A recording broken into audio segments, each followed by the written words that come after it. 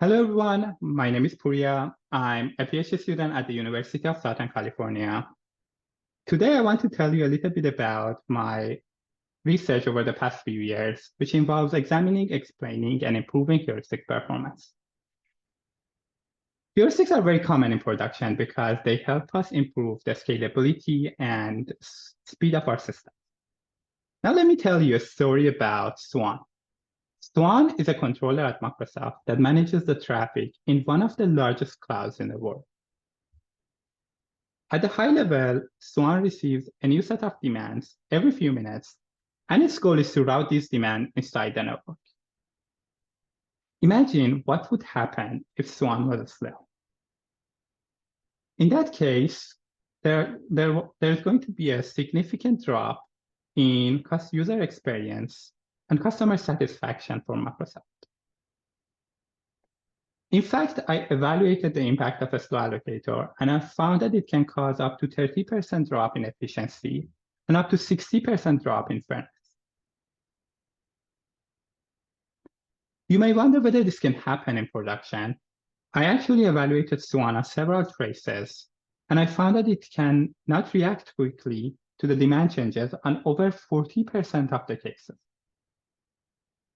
But again, Swan is in production, and it should be fast. The key is a heuristic that Microsoft uses before Swan. The details doesn't matter. At a high-level, demand pinning tries to reduce the overhead on Swan and improve the end-to-end runtime. Demand pinning is, of course, very well tested, but at the end of the day, it's a heuristic. And when you use a heuristic, you will lose all the performance guarantees. You may not know the risk of the heuristic on your system. And more importantly, you don't know whether the heuristic is going to fail and what happens if it fails. To address these concerns, I developed a system called MetaOpt. MetaOpt automatically generates a set of adversarial inputs for your heuristics. These are the inputs that cause a large gap between the performance of the heuristic and optimal solution. And these are the inputs that the heuristic is going to struggle with. To use MetaOpt, you need to feed a few things. You need to describe the optimal solution, the heuristic algorithm, and a set of constraints on the input space to make sure MetaOpt looks at practical cases. Now let's go back to the demand pinning example.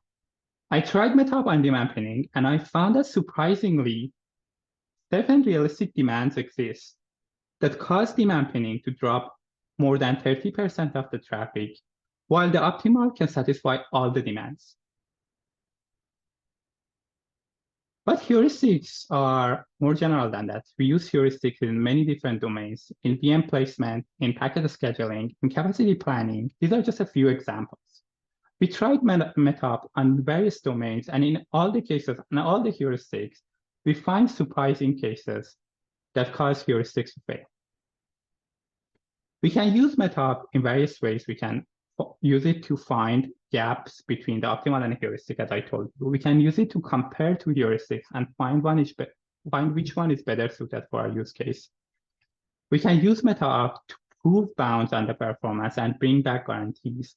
And finally, a more important one is that using the intuitions from MetaOpt, we can devise better heuristics. As a matter of fact, we did a few fixes to the demand pinning heuristic, which helped reduce its gap by more than 10 times. Nowadays, this work was in collaboration with Microsoft, and nowadays many production groups at Microsoft are trying to integrate MetaOpt in their pipeline. Thank you so much for hearing my talk. Thank you.